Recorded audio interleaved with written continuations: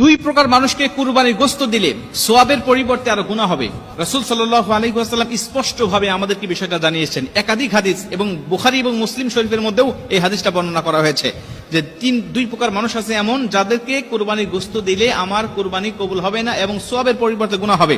এর প্রথম নম্বরে রয়েছে যারা কসাই, যারা গোশতটাকে বানায়, এই গোশতটাকে যারা কাটে, তাদেরকে মজুরি হিসাবে, পারিশ্রমিক হিসাবে আপনি গোশত দিতে পারবেন না। তারা যেহেতু পরিশ্রম করেছেন, কষ্ট করেছে, এর জন্য তাদেরকে পারিশ্রমিক দিতে হবে, তবে গোশত নয়।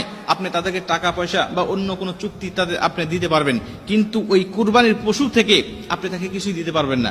আমাদের সমাজে অনেকে দেখা যায় যে কুরবানির সারাদিন কাটাকাটি করছে, তাকে 4টা পাও দিয়ে দিল বা 2টা পা দিয়ে দিয়েছে, মাথাটা দিয়ে দিয়েছে, গরু ভুঁড়িটা দিয়ে দিয়েছে, এরকম একটা শর্ত দিয়ে আমরা তাদেরকে কাজে নিয়োগ দেই। আল্লাহ রাসূল সাল্লাল্লাহু আলাইহি ওয়াসাল্লাম বলছেন, লা ইউতা ওয়া লা ইউতা ইল্লা লিজাযারাতিহা শাইআ, পারিশ্রমিক হিসাবে তুমি